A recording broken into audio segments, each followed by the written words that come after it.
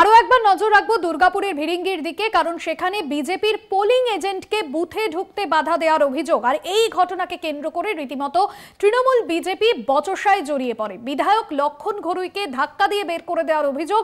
পরিস্থিতি সামলাতে ঘটনাস্থলে বিশাল পুলিশ বাহিনী নিয়ে আসা হয়েছে এবং বিজেপির যে পোলিং এজেন্ট তিনি যখন আজ বুথে ঢোকেন সেই সময় তাকে বাধা দেওয়ার অভিযোগ। তৃণমূলের বিরুদ্ধে এই অভিযোগ আনছে বিজেপি এবং তারপরে তৃণমূল বিজেপি উভয় পক্ষই বচসায় জড়িয়ে পড়ে। বিধায়ক লক্ষণ ঘরুইকে ধাক্কা দেওয়া হয়, সেই ছবিও আপনাদের সামনে তুলে ধরছিলাম।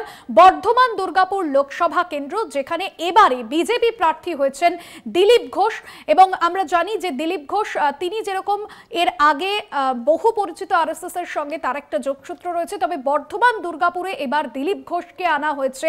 এর আগে আমরা দেখেছিলাম বর্ধমান দুর্গাপুরে 2019-এর লোকসভা নির্বাচনের নিরিখে সেখানে বিজেপি কিন্তু এগিয়ে ছিল এবং সুরেন্দ্র সিং আলুওয়ালিয়া 2019-এর লোকসভা নির্বাচনে তিনি জিতে সাংসদ হন।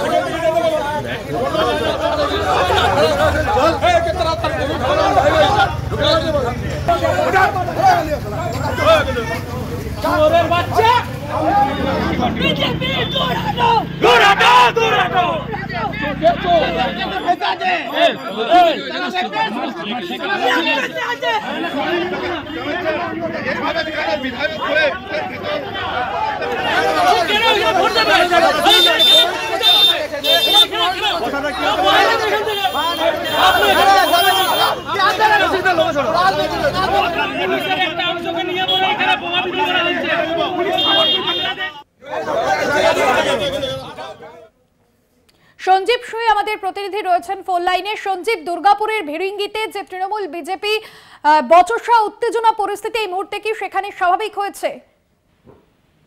এই মুহূর্তে পরিস্থিতি অনেকটাই স্বাভাবিক, তবে এখনো পর্যন্ত উত্তেজনার যে পারদ নেমেছে সেটা বলবো না। তার কারণ ছড়িয়ে ছিটিয়ে বিজেপি কর্মীরাও রয়েছে, তৃণমূল কর্মীরাও রয়েছে, যদিও নির্বাচন কেন্দ্র থেকে অনেক দূরে।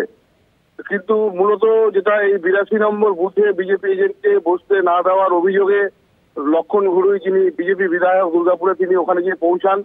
তারপরেই তাকে ঘিরে গো ব্যাক স্লোগান দেয় তৃণমূল ও সেখানে নিজেদের মধ্যে ধস্তাধস্তি শুরু হয়ে যায়।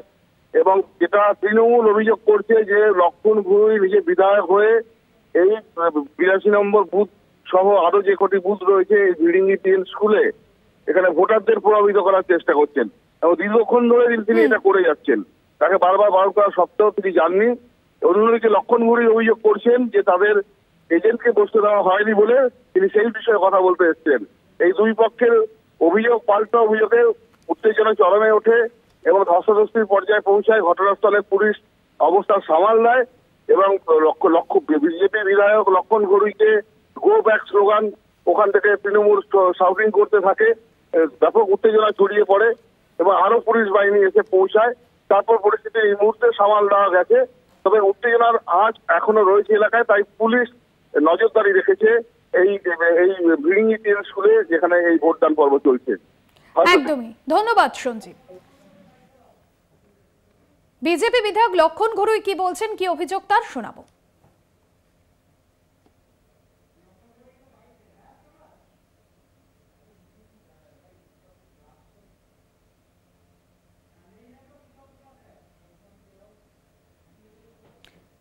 দুর্গাপুরের ভিরিঙ্গিতে তৃণমূল বিজেপি উত্তেজনা। বিজেপির পোলিং এজেন্টকে সেখানে বুথে ঢুকতে বাধা দেওয়ার অভিযোগ তৃণমূলের বিরুদ্ধে। এই অভিযোগ সামনে আসছে আর এই অভিযোগ সামনে আসতেই লক্ষণ ঘরুই তিনি রীতিমতো পুলিশের সঙ্গে বচসায় জড়িয়ে পড়েন। তবে এখন পরিস্থিতি অনেকটাই স্বাভাবিক হয়েছে। কিন্তু দুর্গাপুরের টিএন স্কুলে এবং গার্লস স্কুলের সামনে সকাল 6টা থেকে আমাদের এজেন্টদেরকে বারবার হেনস্থা করা হয়েছে। আমাদের এখানকার এজেন্ট আলপনা মুখার্জি 122 নম্বর বুথ, আমার টিএন স্কুলের হাই স্কুল আছে, সোমনাথ মণ্ডল 83 নম্বর বুথ এবং রাহুল সাহানি 82 নম্বর বুথ, 3বার ঘাট ধাক্কা দিয়ে বের করে দেওয়া হয়েছে।